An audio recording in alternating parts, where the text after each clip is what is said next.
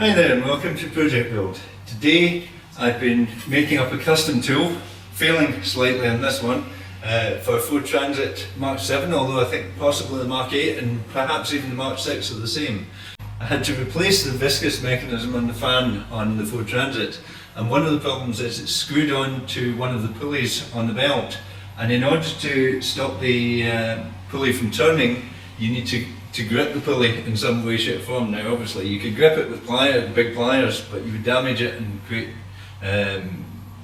marks or burrs that would damage the actual rubber belt. So there is a tool made by Laser and presumably by others, which you can buy. It's about £30, and all it is effectively like an angle grinder tool.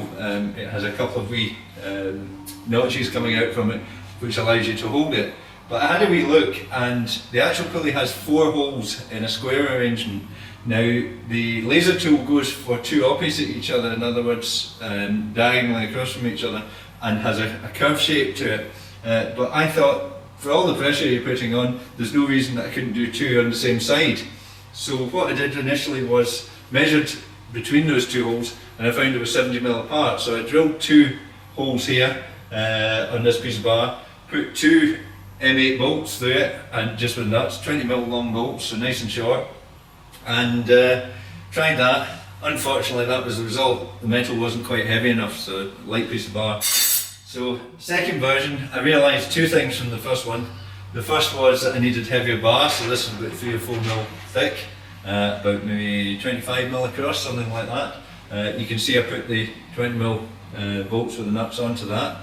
And the second thing was it's really awkward to hold when it's down in between the engine and the radiator, so I made myself a nice long one, which made it a lot easier. This is a one-off tool for me. I will just take these out and use this bar for something else, but if you were doing it regularly, it might be worth hanging on to if you had a fleet of these vehicles and they're doing high mileages.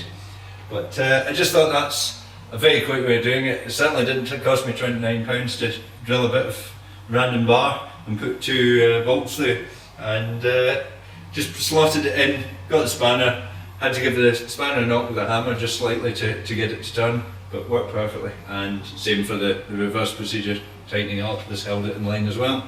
So quick solution, dead easy, saved a lot of money, just thought it might be of interest. Hope this has been interesting to you. I'll see you next time on Project Build. Thanks for watching.